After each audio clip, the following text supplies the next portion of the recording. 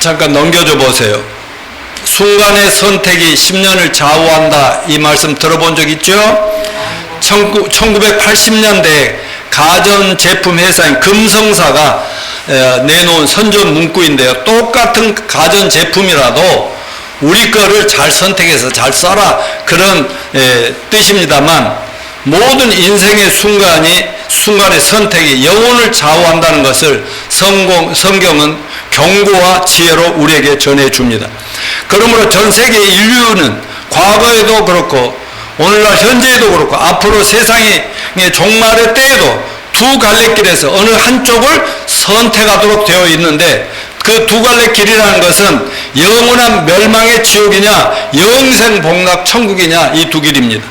현재 선택도 그렇고 앞으로 다가올 인류 대심판의 때인 7년 대환란 때도 순간의 선택이 영원한 운명을 좌우하게 된다는 것입니다. 그동안 저는 금년 초부터 지난 5월달까지는 다른 주제 설교들을 계속하다 금년 6월에 들어서면서 주일마다 성경 예언의 말씀에 예수님 재림과 인류 종말의 징조들을 시리즈로 설교하다가, 오늘은 온 인류 마지막 때 운명의 선택은 666 짐승의 표냐 예수 그리스도의 복음이냐를 제목으로 여러분과 나누겠습니다. 복습의 의미에서 이 그림을 표를 봐주시면, 여기 지금 교회 시대입니다. 이 앞에 교회 시대, 이게 은혜 시대라고도 하죠. 2000년 전에 예수님이 이 땅에 오셔서 십자가를 지심으로 저와 여러분 그리고 온 인류의 모든 죄악을 담당하시고 돌아가신 후에 장사된 지 삶에 만에 부활하시고 40일 동안 이 땅에 계시면서 제자들에게, 사람들이 나 봤지 내가 몰라 전에 죽었지 근데 살아난 거 봤지 하면서 많은 제자들 앞에 이렇게 말씀합니다. 마태복음 28장 19절 20절에서 하늘과 땅의 모든 권세를 하나님 내게 주셨다. 그러므로 내가 너에게 명하니 너희는 가서 모든 족속으로 제자를 삼아라, 그렇게 말씀하시고, 또 다른 사도행전 1장 8절에서는 내가 너에게 승천한 후에 하늘로 승천할 건데 승천한 성령을 보내리니 성령이 너에게 임하시면 너희가 권능을 받고 예루살렘 온 유대야 사마리아 땅끝까지 이르러 내 증인이 되거라. 그러시면서 그렇게 하는 사람에게 내 세상 끝날까지 너희와 항상 함께 있으리라고 약속하셨습니다. 그때부터 오늘날까지를 무슨 시대라고 한다? 교회 시대, 은혜 시대, 성령 인도하시는 시대라고 부릅니다. 지금은 2000년 전에 말세가 시작되는 2000년부터 지금 2000년이 넘었잖아요. 그래서 지금은 교회 시대의 끝부분에, 완성의 부분에 와 있기 때문에 지금을 말세 집 말이다. 교회가 끝나면 말세예요. 말세가 끝나는 거예요. 그러면 바로 이제 심판이, 종말이 오는 겁니다. 자, 두 번째, 교회 완성과 성도들 휴거와 적그리스도의 등장과 7년 대환란의 시작입니다. 아까 여기서 말하는 바로 교회가 휴거되고 나면 적그리스도 등장 7년 대환란, 일곱인 일곱 나팔 대접 심판이 요한계시록 6장 19장도 시간이 되면 또 차례대로 얼마나 무서운 심판이 내린다고 구체적으로 되어 있는가를 여러분과 나누려고 지금 기도 중에 있는데요. 아무튼 7년 대환란은 뭐예요? 온 세상 나라를 하나로 되고, 교회가 떠나버리고 나면 막 세계적으로 몇십억 인구 사람들이 없어지니까 얼마나 난리예요. 그때 짠하고 정치 주도가 나타나 세상을 하나로 통합해 내가 너희들의 평화 안정과 번영을 보장하겠다, 이렇게 나타나는 이때부터가 사실은 인류가 하나님의 무서운 심판을 계속 당하는 그런 악마가 처음에는 잘하다가 나중에는 악마의 본성을 드러내면서 인류를 멸망으로 끌고 간다는 그런 내용입니다. 그런데 지난 7월 2주간의 세 천사를 통해서 하나님이 내려주신 예언의 설교를 했는데, 복습 차원에서 첫 번째 천사는 뭐라고 했어요? 한 손에는 뭘 들었다? 심판한다! 하나님 심판이 곧 내리니까 준비하라! 또 한쪽에는 뭐예요? 영원한 복음을 들고, 그러면서 빨리 회개하고 예수님께로 하나님께로 돌아와서 빨리 7년 환란을 피하자, 영원한 지옥을 피하라고 이렇게 얘기했습니다. 두 번째 천사는 온 세상을 하나님에게서 등 돌리고 마귀와 그의 우상들의 경배하게 만든 온 세상의 나라들과 온 세상의 종교 집단들 합작품인 이 세상의 마지막 제국이 될 큰 성 바벨론이 무너짐을 보여주면서 뭐라고 했어요? 무너졌도다, 무너졌도다, 큰 성 바벨론이여라고 천사가 외치는 모습이었습니다. 마지막 시대 전 세계 나라들이 한 나라가 되어 적그리스도가 통치하는 통치자가 세상을 지배하다가 멸망을 당하는 그런 예언입니다. 오늘 본문은 세 번째 천사가 그 7년 환란 중간에 나타나는 거예요. 그가 전하는 메시지인데 인류에게 너희들 앞에는 두 갈래의 길이 있다. 어느 쪽을 선택할 거냐 잘 결정해라. 말하자면 목숨을 좀 부지하기 위해서 마귀에게 자기 영혼을 파는 666 짐승의 표를 받을 것인지 아니면 목숨을 잃는 한이 있더라도 예수 그리스도를 믿음으로 그분을 믿고 주의 길을 택할 건지 선택하라, 그런 외침입니다. 그러므로 오늘은 이 본문 말씀을 중심으로 인류의 마지막 때인 7년 대환란 때 인류가 선택해야 할 두 갈래 길인 과연 무엇인가 잠깐 살피고, 이 세상은 지금 그 때가 어떻게 준비되어 가고 있으며 그 때가 얼마나 가까이 지금 다가오고 있는가를 서로 알아가면서 오늘을 살아가는 우리 그리스도인들이 이 마지막 때를 잘 살아가는 영적인 지혜와 교훈을 배우는 복된 시간이 되시기를 축원합니다. 자, 넘겨주시면 오늘 본문의 핵심 내용과 영적 교훈은 7년 대환란 때 세 번째 천사가 제시하는 인류가 선택할 두 갈래 길을 먼저 보겠는데, 첫째 길은 말세의 짐승인 적그리스도 666 표 받은 자의 운명. 다시 한번 요한계시록 14장 9, 11절 읽습니다. 시작. 또 다른 천사 그 셋째가 그 뒤를 따라 큰 음성으로 이르되 만일 누구든지 짐승과 그의 우상에 경배하고 이마에나 손에 표를 받으면 그도 하나님의 진노의 포도주를 마시리니 그 진노의 잔에 섞인 것이 없이 부은 포도주라. 거룩한 천사들 앞과 어린 양 앞에서 불과 유황으로 고난을 받으리니 그 고난의 연기가 세세토록 올라가리다. 짐승과 그의 우상에게 경배하고 그의 이름 표를 받는 자는 누구든지 밤낮 쉼을 얻지 못하리라. 자, 14장 9절 11절 보면 짐승과 우상에 경배하고 이마나 손에 오른손에 짐승의 표를 받은 사람이 당하게 될 영원한 멸망의 심판이 예고되어 있는데, 오늘 본문의 짐승의 표, 그 짐승의 이름의 표, 적그리스도 표라고 했는데 계시록 13장에는 짐승의 표를 666이라 하더니 사람의 수요 짐승의 숫자라고 분명하게 얘기했습니다. 13장 16, 18절 읽습니다. 시작. 그가 모든 자 곧 작은 자나 큰 자나 부자나 가난한 자나 자유인이나 종들에게 그 오른손에나 이마에 표를 받게 하고 누구든지 이 표를 가진 자 외에는 매매를 못하게 하니 이 표는 그 짐승의 이름이나 그 이름의 수라. 지혜가 여기 있으니 총명한 자는 그 짐승의 수를 세어보라. 그것은 사람의 수니 그의 수는 666이니라. 아멘. 자, 적그리스도의 짐승의 표라고 했는데 이게 사람의 숫자도 된다 그래서. 자, 그러면 이 뜻을 잠깐 살피는데 짐승은 뭐예요? 말세에 일어날 새로운 세계 질서, 세계 단일 정부의 최고 정치 지도자 적그리스도를 짐승이라고 성경은 분명히 얘기하고, 그럼 짐승의 우상화와 경배를 강요합니다.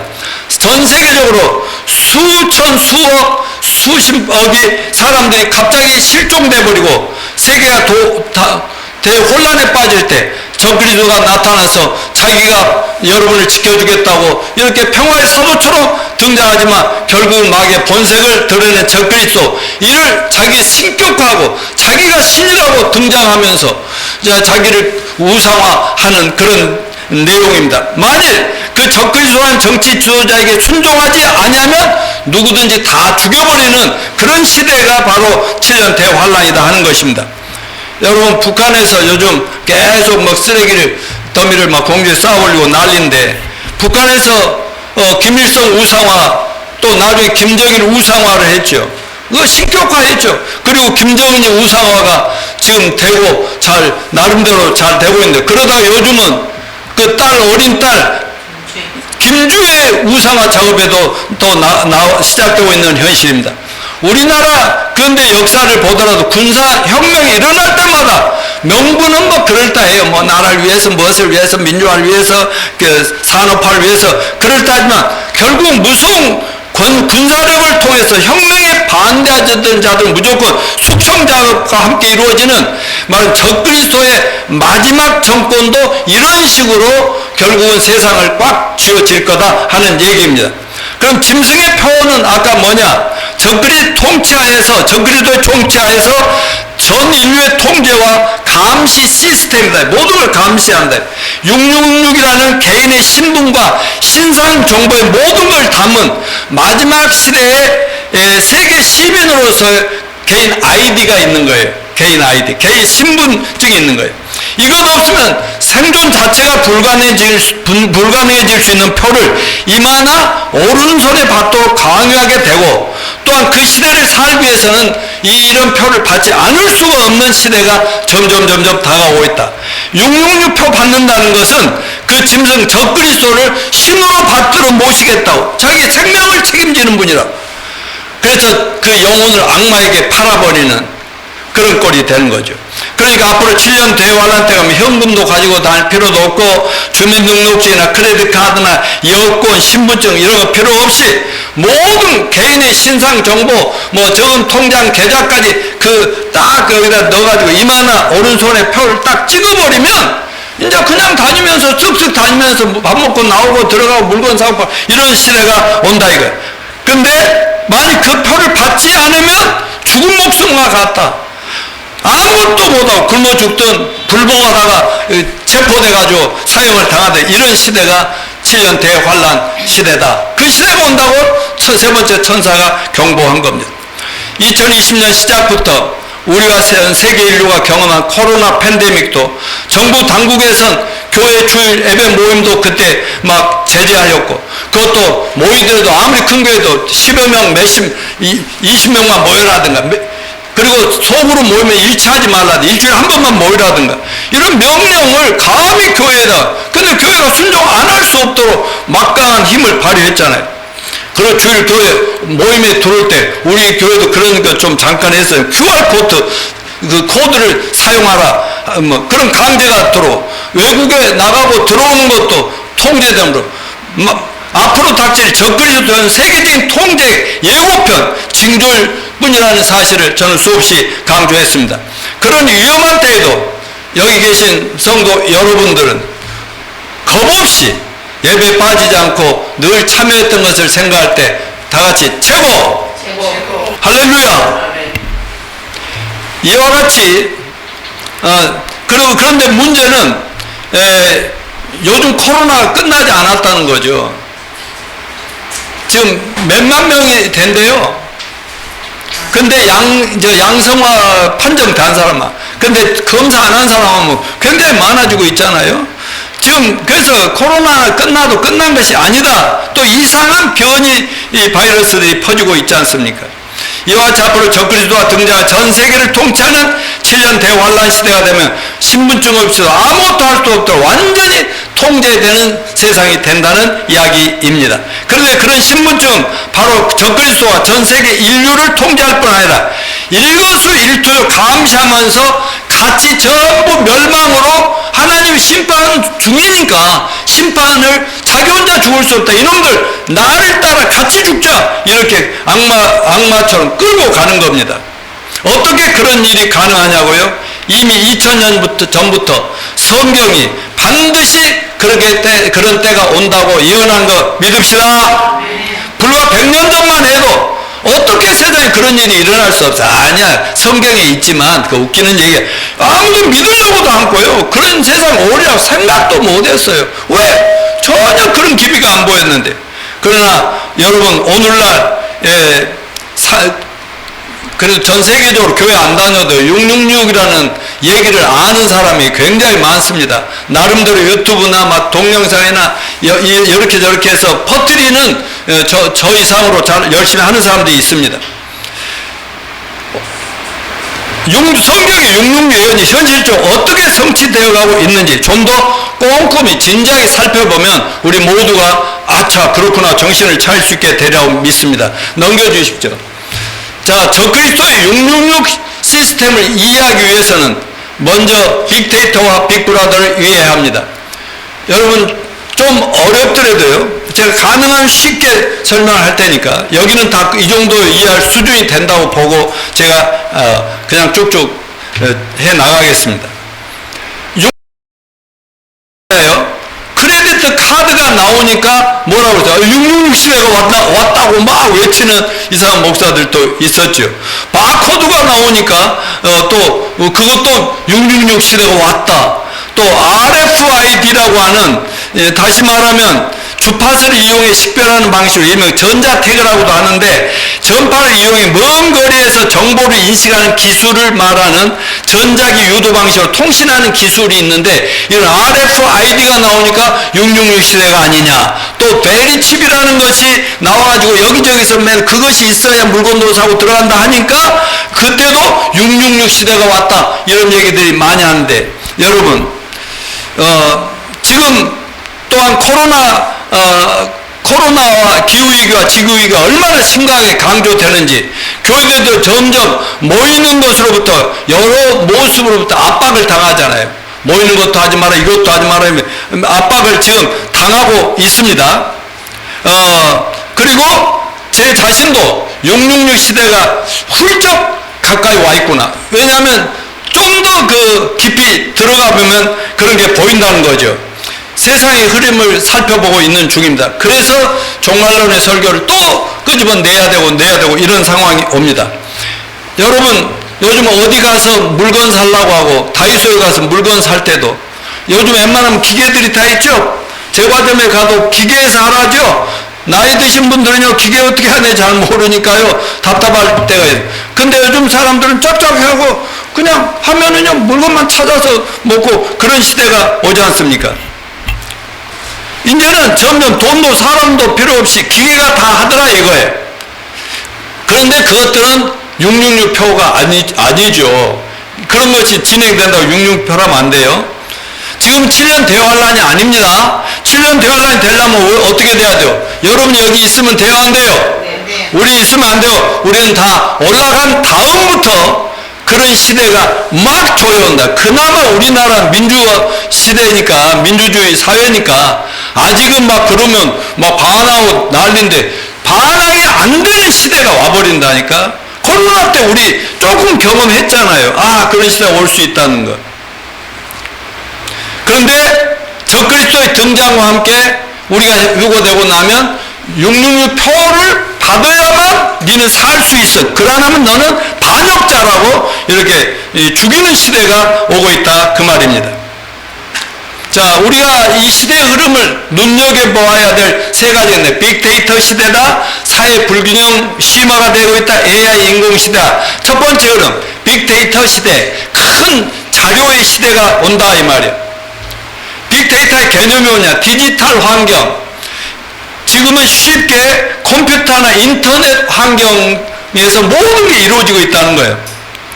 데이터라는 게 뭐예요? 자료죠. 자료라는 것은 그림도 있고, 문자도 있고, 숫자도 있고, 동영상도 있고, 그런 거죠. 저희도 여기만 상대로 하는 거 아니잖아요. 저도 사역을 유튜브를 통해서 사람들이 막 접근하고 또 지들끼리 또 나누고 막 이렇게 하잖아요. 자, 빅데이터 시대의 도래는 2015년도 기준에 전 세계 디지털 데이터 규모는 7.9 제타바이트, 1 제타바이트는 1000엑사바이트라고 하는데, 1 엑사바이트는 미 의회 도서관 인쇄물의 10만 배에 해당하는 정보가 들어있다. 자, 이런 게 디지털 기계잖아요. 또 요즘 이런 데다가 다 정보를 막 엄청나게 넣고, 이거는 600 기가바이트, 700 기가바이트짜리, 이거 몇만 원 줘야 사는 거거든요.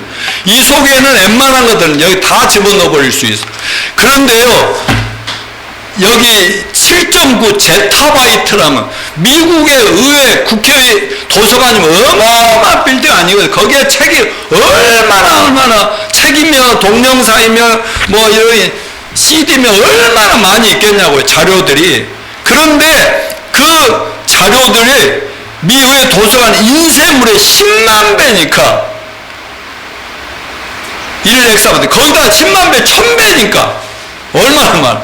2015년 한 해 생산된 글로벌 디지털 데이터 총량은 미 의회 도산에 7억 9천만 개가 생긴다고 생각하면 됩니다. 자, 제가 외환은행에 처음 20대 초반에 입행했을 때 316 빌딩에 갔더니 한 층에 가요. 기계들이 꽉 차 있어요. 이건 좁죠. 쫙 넓은. 그게 뭐냐. 컴퓨터 한 대가 그래요. 컴퓨터 한 대가. 근데 그 뒤로 그거 다 없어져 버리고 지금은 뭐 이제 PC 크게 했다가 요즘은 이런 거 했다. 요즘 이것도 너무 크죠. 요즘 요만한 거 가지고 그 속에다가 모든 걸 세계를 다 누린다니까요. 요즘 제 아내가요, 나한테 가끔 뉴스 보다가 뭐 이상한 말이 나오면 저게 뭐지? 그리고 질문하면 내가 얼른 뭐 내 서재에 가거나 또 노트북을 찾아서 보여주고 그랬는데 지금은 그럴 필요 있어요, 없어요? 그 옆에 있으면 딱 앉아서 비서야 나와라 하고 내 아내가 물어본 그 말을 딱 치면 여기 다 나와요. 먹는 문제든 물건이든 뭐든 세계 정치, 경제, 사회 모든 게 이 속에 다 있어요. 그래서 쭈르륵 나오니까 그래서 나도 그래. 당신도 찾아봐. 그러면 또 아침에도 오면서 찾아보고 그러더라고요. 여러분 요즘 이 핸드폰 소유범 트위터니 페이스북이니 유튜브니 인스타그램이 틱톡이니 SNS 소셜미디어 사용자 및 전세계 스마트폰 보급률이 전세계 인구의 40% 이상 지금 많이 올랐을 거예요. 지금 몇 년 전 얘기예요. 30억 명 이상 지금 40억도 넘은 스마트폰 사용자가 계속 급증함으로 개개인의 정보는 어마어마한 속도로 급증하고 있습니다. 그런데 애플이라든가 삼성, 화웨이 등 스마트폰 제조사 간의 경쟁 심화로 스마트폰에 고성능 카메라가 탑재되고 있으면 이 카메라는 우리가 모르는 사이에 우리를 감시하는 눈으로 변하고 있다. 이번에 그 프랑스 올림픽에서 삼성 이 회장도 거기 갔더라고요. 갔는데 그 상 받은 선수들에게 다 이런 뭐 하나씩을 줬는데 그게 뭔가 했더니 핸드폰인데 아주 최신 핸드폰인가 보지. 엄청나게 기능이 좋아진 거라고 하겠죠. 그런 식입니다.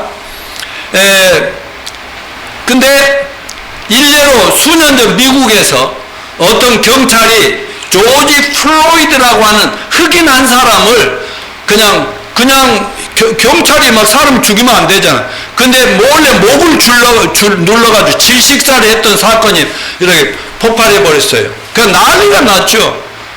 어떻게 알게 돼서 어떤 한 시민이 핸드폰으로 이렇게 사진을 딱 찍어서 그걸 고발해 버린 거예요. 그러니까 다 드러나 버린 거 아니겠습니까? 여러분, 이뿐 아니라 범죄 예방 차원에서 요즘 동네마다 뭐가 있어요? CCTV. 차량마다 뭐가 있어요? 블랙박스라는 게 있어요. 그러니까 안에서나 밖에서나 어떤 사고가 일어난 우리가 사람이 없는데도 누구 와서 잘 봤을 때 전부 다 거기에 찍히게 돼 있다 이거죠. 그래서 그런 영상들이 계속 찍히고 있으니까 얼마나 막 자료가 늘어나겠어요. 그러므로 어떤 범죄 후에 몰래 도망가도 다 요즘 드러나 버리잖아요. 다 드러난. 자, 넘겨줘. 구글은 당신이 누구인지 알고 있다. 지금부터 4년 전 2020년 6월 14일 KBS 뉴스입니다. 최근 한 언론사에서는 일반 시민을 대상으로 해서 구글 계정을 들여다보고, 여기에 보면 구글이라고 있거든요. 구글 계정을 들여다보기 이벤트를 실시하였습니다. 자신의 구글 계정 안에 옆에 사진처럼, 이제 이런 사진처럼 이런 개인 정보가 전부 파악이 되고 있다는 거예요. 그러니까 이걸 쓰면서 우리가 필요한 것들이 있잖아요. 김영대 사람도 많이 쓰는데, 그러면 자기 뭐 이름과 생년월일과 뭐와 심지어는 자기 은행 계좌까지도 다 집어넣어야 하는 그런 시대가 아닙니까? 자, 전 세계 수많은 사람들의 정보를 긁어 모아 이를 토대로 돈을 벌고 있는 구글의 모토는 뭐라고 하는지 압니까? Don't be evil. 우리가 사악해지지 말자. 이거 하나로, 컴퓨터 하나로 막 전 세계 돈을 긁어 모으고 있는데, 전에는 돈 벌려면 공장 지어야지, 뭐 해야지, 땅 사야지. 아니요. 필요가 없어요. 그런 시대니까 사악해지지 말자. 말하자면 이러다 엄청 악랄해질 수 있겠네? 그런데요, 과연 구구는 다가오는 빅브라더, 그 적그리스도가 통치한 7년 대환란 시대에 어떤 역할을 하는 기업 존재가 될지 우리 유심히 살펴보면서 알 수가 있습니다. 여기서 중요한 것은 빅데이터 시대는 누군가가 의도한다면 부지불식간에 우리 모두를 다 일일이 잠자는 시간까지 다 지켜볼 수 있다는 겁니다. 구글, 페이스북, 애플, 아마존도 현 시대를 이끌어가는 대표적인 이런 테크 회사들이 일부 정치 세력하고 또는 어떤 정보부 같은 데하고 손을 딱 잡잖아, 연계하면 누구든지 감시 대상이 돼. 어느 나라든지 다 찍어 자기 마음대로 요리할 수 있다. 안타깝게도 이러한 의구심이 실제로 드러났던 몇 가지 사건을 잠깐 소개하고자 합니다. 에드워드 스노든 폭로 사건과 페이스북과 캠브리지 애널리티카 스캔들 사건인데요. 자, 에드워드 스노든 폭로 사건인데, 에드워드 스노든은 미국 정보부의 정보 요원이었는데, 지금부터 오래전입니다. 11년 전에 2013년 그는 미국 정부가 지구상에 있는 모든 정보를 파악하려 하고 있으며 이를 알고 싶어 한다는 내용을 그 사람이 폭로해버렸어요. 그 정보 요원을 하다 보니까 양심에 끓였나 봐. 심지어 민간인 이메일, 민간인들끼리 이렇게 전자 편지 주고받는 이메일까지도 다 내용을 파악하고 있다고 폭로를 한 겁니다. 심지어는 설마 나 같은 사람 세상에 알아주지도 않은 나 같은 사람 이메일 이런 자료까지 하겠어? 근데 그런 것까지 전부 다 이렇게 가져가고 있다. IT 기업들의 DB뿐만 아니라 다른 나라 정부 요직의 인물들에 대해서도 감시 감청이 되고 있고, 구글, 애플, 마이크로소프트, 야후 등 거의 모든 기업이 이런 일을 하고 있고, 이 폭로로 이렇게 세상에 미국이 그러니까 한다 그러니까 유럽, 러시아, 중국 이 세상 큰 나라들이 반바로 어떻게 너희들이 우리나라 정보를 그렇게 훔쳐갈 수 있느냐, 지들도 하면서 그러는 거예요. 심지어 그 당시 우방국이던 독일 메르켈 총리의 핸드폰도 도청했다는 걸 폭로를 한 것입니다. 스노든의 폭로로 밝혀진 사실 중에서 미국의 은닉 재산, 소위 말하자면 몰래 정부에서 빼내는 비자금이라는 게 있잖아요. 그 돈으로 계속 이런 사업을 확장시켜 나가고 발전시켜 나간다는 겁니다. 해당 예산에 이런 비자금을 사용하는 사용처 비밀 활동을 돈을 쓰는 거예요. 그리고 감시 활동, 전 세계를 모든 인간의 개인부터 정부까지 나라까지 이렇게 활동, 그 다음 방첩 활동 포함해서, 그 다음에 데이터를 수집하고 데이터를 분석하고 데이터를 확정하고 관리 시설 비용도 주로 돈을 어마어마하게 투자한다는 거예요. 이러한 감시 활동에 구글, 페이스북 등의 IT 기업체들의 플랫폼 및 정보 수집 기술이 활용되고 있다는 것인데, 이 사람은 그것 때문에 미국에서 쫓겨나가지고요, 도망 다니다가 살해당할 뻔하다가 지금은 러시아에 영주권을 얻어서 거기에 머무르고 있습니다. 그런가 하면 두 번째로 페이스북 데이터 불법 이용 스캔들인데, 이 사건은 2018년 초에 영국의 데이터 분석 회사였던 캠브리지 애널리티카가 수백만의, 지금은 1000만 명도 넘어있잖아요, 페이스북 가입자 프로필, 개인 이력들을 그들의 본인의 동의 없이 마음대로 가져가가지고 몇십만 명, 몇백만 명의 그 사람들 정치 선전 목적에 이용을 해 먹는다, 그 말입니다. 미국 캠브리지 대학에서 데이터 과학자로 연구 중인데 알렉산드르 코가는 당신의 디지털 생활이다라고 이름 붙여진 성격 퀴즈 앱을 개발해가지고 캠브리지 애널리티카에 제공을 했습니다. 그런데 캠브리지라는 유명한 대학의 애널리티카는 그것을 받아 순전히 학문 연구를 위한 것이라면서 수십만 페이스북 사용자들이 그 설문지를 작성하게 함으로써 정보 이용에 동의한 동의 작업을 일괄 처리했습니다. 여러분, 우리도 지금 핸드폰에 예를 들어 내비게이션을 쓰려다든가 뭘 쓰려고 하면은 꼭 다 자기 정보를 넣어야만, 그리고 동의를 해야만 마음대로 나를 가지고 놀아도 좋다는 동의를 해야만 돼. 그래서 저도 아무거나 쓰지는 않습니다만은, 왜 자꾸 내 모든 걸 요구하니까 말이죠. 그런 시대가 되고 있다는 말입니다. 하지만 실상은 그에 동의한 페이스북 사용자들이 이런 사실관계를 정확히 알지 못한 채 막 갖다 막 쓰니까 여기에도 걸리고 저기도 걸리고 사람들이 나를 이용해서 장사도 해먹고 돈도 벌고 별의별 사는데 우리는 몰라요. 그걸 알아야 돼요.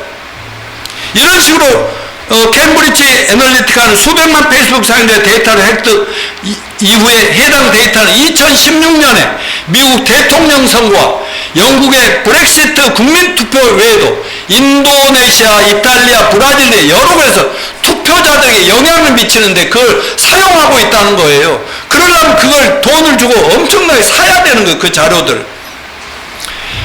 이처럼 우리의 데이터는, 우리 개인 정보들은 우리가 알지 못하는 사이에 획득되고 특정 목적을 가진 세력들에 무분별하게 사용되어 우리의 삶에 직접적으로 영향을 미치게 된다는 사실을 깨닫게 하는 사건입니다.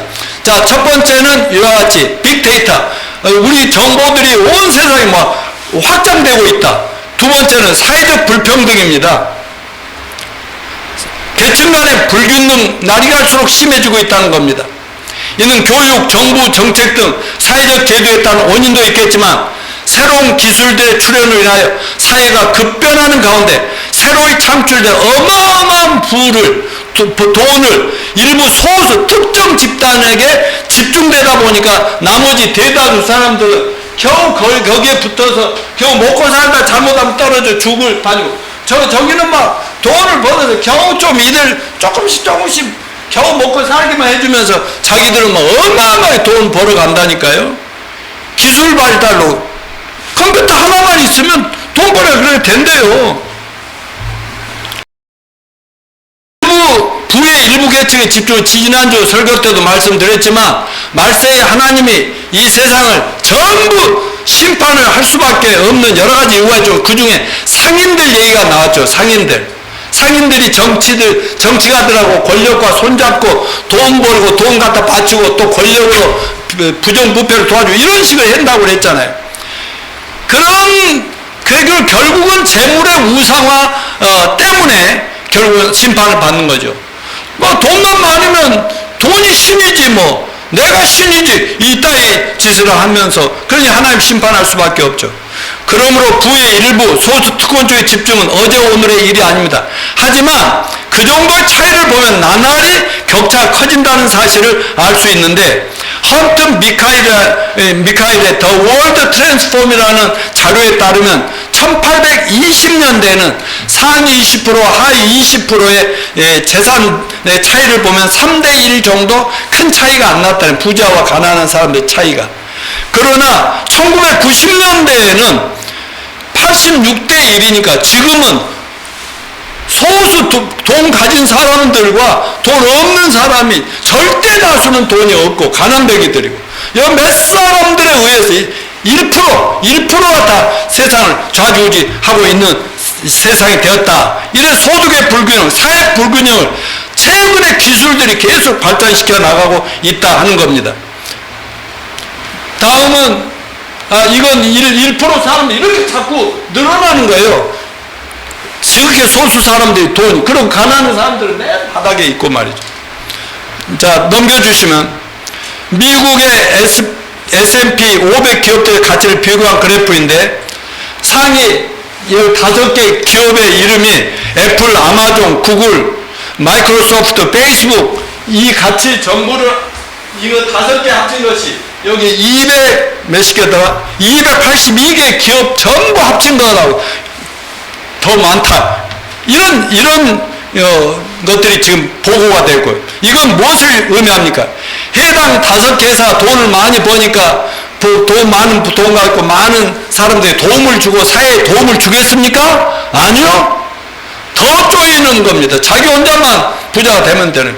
그러면 일자리라도 많이 창출해 젊은이들 일자리 줄까? 아니요. 이 기술은 사람이 필요 없다니까? 돈을 투자해서 기계를만 만들면 기계가 알아서 다 하잖아요. 역사적으로 옛날에 농경사회가 아니라 이제 2차 기차가 만들어지고 자동차 3차 산업 4차 산업 오면 이제는 지식과 머리로 모든 걸 지배하는 그런 시대가 되어버렸지 않습니까? 그들은 혁신 기술이라는 기술을 개발해 고부가가치 많은 돈을 벌고 있는데, 이걸 통해서 상상할 수 없는 부를 하는데 이들이 절대로 좋은 일에 그것만 쓰지 않는다 하는 걸 알아야 됩니다. 요즘 세계적으로요, 그래도 우리나라가 막 세계 경제 12국이니 막 이러니까 잘 모르겠지만은 세계적으로 경제가 보통 어려운 게 아니랍니다. 우리나라도요, 지금 여당이나 야당이나 경제가 어려운 것은 다 얘기를 해요. 지금 그래서 소상공인들이 어마어마하게 문을 닫고 있고요. 또 세계적으로도요, 사업을 하던 세계 기업들, 소상공인들이 다 문을 닫는 일이 엄청 늘어나요. 제가 예를 들어볼게요. 제가 쿠팡을 활용해서 제가 부업 일을 하다 보니까 물건을 사야 될 때가 있어요. 근데 전에는 시장 가서 샀거든요. 그래도 또 가서 친절한 시장집에 가서 인사도 하고 전도도 할 겸 이렇게 사러 다녔는데, 우리 약국 옆에 있는 그 가게들도 문 닫는 가게들 막 생기고 있어요. 장사가 안 된다고 난리예요. 막 기도해달라고 막 그래요. 근데요, 저는 쿠팡을 어느 날 딱 활용을 하기 시작했거든요. 거기에다가요, 내 계좌번호까지 다, 주소랑 다 집어넣으라 해서 한 번 넣었거든요. 그 뒤로부터는요, 배지밀, 뭡니까? 그 음료수를 주문한다. 아니면은 사과를 주문한다. 참여를 한다면요, 15초, 20초, 예선자면 몇 초도 안 걸리지. 딱 하니까 나와줘. 딱 하면은요, 알아서 돈 다 빼가고요. 이렇게 하니까 너무 편하니까. 그러다가 어쩔 때는 막 너무 좀 어려움을 느낀 적이 있어요. 막 물건이 갑자기 비싼 것이 와버렸다든가, 날짜가 끼는. 그래서 이제 거기 하지 말고 가게 가서 사자, 이런 얘기. 그러다 보니까 요즘 그런 그래 갈수록 막 정치가들은 잘 먹고 잘 살게 해줘 난리여도요, 지금 어려움을 당하는 백성들이 너무너무나 많아져 가지고, 그때 코로나 때도 나라에서 어떻게 재난지원금도 주면서 어떻게든지 살게 하자 막 이랬잖아요. 왜? 장사가 안 되니까. 손님이 올 수가 없으니까. 막 문을 닫아야 되니까. 근데 지금 요즘 우리나라 경제도 엄청 어려워지나 봐요. 장사꾼들이 하는 말은 너무 어렵다. 왜? 인터넷에서 다 해버리니까. 그래서 정부에서 20만 원씩 주자, 지역 자금 1인당 얼마씩 줘가지고 그 동네에서 그 카드로 막 사먹고 그 동네에서 돈 써 지역 발전을 꾀하자, 이런 여러 가지 말이 많이 있는데, 미국도 마찬가지. 전 세계가 경기를 일으켜 세우려고 지금 난리인데, 7년 환란이 가까이 오면 세계 경제가 무너지게 돼 있다는 걸 알아야 되고, 그러다 보면 정부는 기본소득이라는 걸 자꾸 사람들에게 조금이라도 먹고 살게는 해줘야 되지 않겠냐. 우리나라도 청년들은 너무너무나 지금 이 고임금이, 시간당 임금이 올라간다 해도 그것까지 도저히 못 살겠다고 난리고, 노인들이 많아져가는데 이거 어떻게 생활을 하게 해주냐 이거죠. 여기 계신 분들은 다 생활 준비가 다 된 줄로 믿고 걱정을 안 합니다만, 기도만 합니다만. 그런데 이런 것들이 결국 뭐냐, 앞으로 7년 대환란 때 가면 정말 먹고 살기 힘들게 됩니다. 일자리도 없지, 돈은 없지. 그러면 정부에서 겨우 먹고 살게 해준다는 이름으로 전부 내 말을 들어, 안 들으면은 국물도 없어 하고 다 죽여버리겠다, 그런 시대가 오는 겁니다. 세 번째 흐름이 있어요. 사회적 격차뿐만 아니라 AI 인공지능 시대입니다. 요즘 TV만 틀고요, 뉴스만 틀고 인공지능, 여기서도 토론하고 저기도 인공지능 난립니다. 어마어마하게 발전한다는 거예요. 2016년 3월에 컴퓨터 바둑판하고 또 이세돌이라는 우리나라 천재 바둑 선수하고 둘이가 했는데 누가 이겼어요? 컴퓨터를 한 번 치고 다 이겨버렸어요. 이세돌이가 깨갱하고 들어갔지 않습니까? 이번 파리 올림픽 때도요, 우리 양궁이 대단하게 많이 따고 잘했거든요. 근데 나중에 들어보니까 뭐라는지요? 이미 연습할 때, 나라에서 연습할 때 인공지능을 만들었고 선수가 인공지능 지가 컴퓨터로 써요. 근데 여러분 컴퓨터의 인공지능은 잠을 잘 필요 있어요 없어요? 피곤해요 안 해요? 우리 선수들은 피곤하니까 잠도 자고 해야 돼. 얘들 계속 발전시키는 거예요.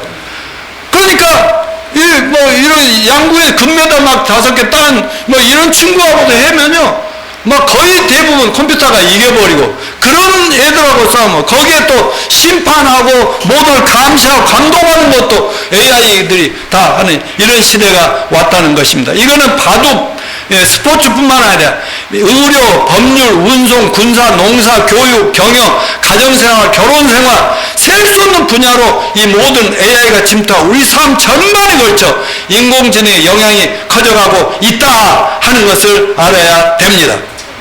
자, 지금 이 뉴러링크라고 하는, 한번 넘겨줘 보세요. 예, 이걸 얘기 안 할 수가 없는데, 전기 자동차 하나가 아파트 지하에서 무엇이 잘못돼갖고 막 그 집에 불이 나가지고 막 전기가 다 나가서 사람들이 그 무더위에 어쩔 줄 모르고 어디 가서 피할까. 근데 거기가 우리 사위인의 아버님이 사는 인천 청라의 아파트, 우리 사모하고도 한번 인사차 다녀왔거든요 며칠 전에. 그랬던 곳에서 막 그런 일이 나가지고 얼마나 난리가 납니까. 그러면 전기 자동차는 누가 해요? 테슬라. 전기 자동차를 전 세계에 1등 기업으로 만들었고 다른 모든 그 자동차들보다 앞서버리는 그런 회사인데, 이 회사의 창업자는 일론 머스크, 이 사람은 아이언맨 영화 주인공인 아이언맨의 실제 모델이라고도 합니다. 굉장히 괴짜고 상상력과 또 업무 추진력이 탁월해서 테슬라뿐만 아니라 스페이스X, 최근에는 나사와 같은 뉴로랭크 이런 세계 회사를 만들어서 운영하고 있는데, 스페이스X는 최근에 나사는 뭐예요? 미국에서 우주에 비행기를 날리는 그런 기관이죠. 그런 정부 기관이 아닌데 이 개인이 우주선을 개발해가지고 아주 막 달나라에 착륙을 시키는 그걸 이뤄낸 어마어마한 사람이기도 한데, 이런 천재 기업가가 은밀하게 추진하고 있는 회사가 뉴러링크라고 하는 이런 회사입니다. 아직 구체적으로 뉴러링크의 기술에 대해 공개된 적이 없으나 수년 전에 기사가 나는데, 한마디로 말하면 사람의 뇌와 기계, 이것을 자기들이 만든 것과 이거를 결합을 시켜가지고 사람의 두뇌를 높이고, 이거 사람이 한 짓인지 이 AI가 한 짓인지 모르게끔 이런 무시무시한 이런 짓을 하고 있다 하는 겁니다. 그러니까 결국은 적그리스도가 되면은 이마나 오른손에 육류의 표를 찍는다고 했는데, 이렇게 뭘로 쏘아서 딱 찍을지, 뭘 칩을 박아서, 이런 이상한 것들 이런 거 박아가지고 다 연결해서 서로 해서 막 사람인지 인간인지 AI인지 모를 정도로 막 똑똑하게 해가지고 우리가 세상을 발전시키자, 이런 건데, 결국은 그런 걸 마지막 뭐예요? 적그리스도가 그 모든 걸 활용해서 세계 인류를 집어 삼킨다, 그런 얘기입니다. 자, 조지 오웰의 빅브라더 넘겨주십시오. 자, 빅브라더가 뭐야? 큰형님이라는 거예요. 여러분 영화나 드라마 보면 그 큰 조직, 전국적인 조직의 깡패들, 그 건달들의 두목은요 딱 중앙에 딱 앉아 있어도 어디서 무슨 일이 일어나는지 보고를 철저히 받고 있잖아요. 다 알아. 그래갖고 저놈 죽여, 저것들 까부셔, 없애버려 하면은요 다 가만히 앉아서 다 한다니까. 그러니까 전부 어디서든지 그 형님만 등장하면 형님 하면서 이렇게 하고, 그런 시대가 적그리스도 시대의 하나의 그림자가 아닌가 하는 것입니다. 자, 전시한 넘겨주십시오. 자, 여기 전에도 보여드린 얘기죠. 이 눈 하나가 모든 세계를 다 보고 있다. 그런데 세계를 지금 주무르고 있는 아까 말한 몇 사람이 돈 어마어마한 돈을 가지고 세계를 주물르고 하고 있는 사람 대부분 유대인들이다 하는 것이. 유대인들은요, 지난 2000년 동안 나라 없이 온 세상에 다니면서 온 세상이 천덕꾸려 죽임을 당했잖아요. 그런데 하나님이 유대인들을 없애지 않고 재물 얻는 능력만은 주셨어. 왜냐하면 예수를 안 믿고 거절하고 죽인 죄로 지금 고통을 당하고 있는데요. 그 사람들이 자기들이 살기 위해서는 돈과 기술, 머리, 또 하나님 주신 머리가 있으니까 이걸로 이 인류를 손아귀 쥐고 주물럭거려야 우리가 생존할 수 있다. 그러면서 예수님이 오셨는데 오실 날을 기다리고 있다고 저 난리 치고 있는 유대인들이 하는 거예요. 이제 결론적으로요, 오늘 우리는 하나님의 심판인 대환란된 올 인류가 두 가지 길이 있다고 했어요. 첫째는 666 표받고 지옥을 갈 것인가. 하나는 그 환란 때 무서운 압박을 당하고 그러면서도 예수님을 그때라도 믿고 정말 목숨을 바쳐서라도 예수님을 붙잡고 죽음의 길을 택하다가 영생, 복락, 부활을 할 것인가. 이 길 중에 한 길을 택해야 된다 그랬습니다. 결론적으로 말씀을 드리면 여러분, 우리는 다행히 하나님 은혜로 두 가지 길 중에 회개하고 예수 믿어서 구원받고 오늘 당장 죽어서 천국 갑니다. 오늘 당장 심판이 떨어져 우리는 미리 하나님 피신시킵니다. 그런 은혜 진실로 감사를 드립니다. 그러면 지금은 교회 시대에 있으니까 아직까지는 우리나라 같은 상황은 그래도 예수 믿기가 너무나 쉬운 상황에 아직은 있지 않느냐. 이럴 때 우리 교회는, 우리 성도들은 할 수만 있으면, 이선자 모침도 우리 교회 데려오지는 못하더라도 동네에서 임마 예수 믿어야 너도 죄 많잖아 하면서 죄 있으면 오늘 죽으면 너 지옥 갈래? 그러면 나랑 같이 천국 가자. 나도 죄 많은데 서울 우리 교회 다니면서 예수 믿고 죄 용서받아 천국 가자. 이렇게 할 수 있어요, 없어요? 이렇게 누구나 이렇게 해서 잘하고, 그 다음에 주님 오실 때까지 교회 잘 섬깁시다. 그리고 맡겨준 사명들 잘 감당합시다. 저를 보나 또 우리 김영자 목자님을 보나 누구를 우리 성도들 다 보나 하나님이 우리 생활 책임지시죠? 왜? 교회 사랑하고 아무리 어려움이 있어도 예배하고 함께하고 또 이 적으나 많아 정성과 하나님과 병금해서 교회 유지하고 이런 분들을 하나님이 끝까지 책임지신다고 저는 확신합니다. 저와 우리 자녀들이 다 그런 예가 아니겠습니까? 요즘 여러 가지 뉴스만 들으면 뭐 상어 해파리 백상아리 뭐 대형 악상어들 지금 러시아 우크라이나 전쟁 좀 중동에서 또 이스라엘이 이쪽에다가 하니까 어떤 대장 한 명 딱 죽어서 그러니까 이놈들 또 총사 그럼 너희들 다 죽었다고 막 계속 싸움이 계속되고 있고요. 지진이 일어나고 기후위기와 난리 소문이 끊임없어요. 제가 시간이 없어서 다 말할 수가 없어요. 그렇지만 이 모든 것이 예수님 재림과 인류 종말이 가까이 오는 징조라는 걸 알고 맨날 우리 교회에서 하는 소리다 그렇게 생각하지 마시고 어느 날 갑자기 나팔 우리는 올라가고 세상은 그 무서운 시대가 되니까 그 전에 한 영혼이라도 한 가족이라도 더 살려내는 저와 여러분이 되시기를 축원합니다.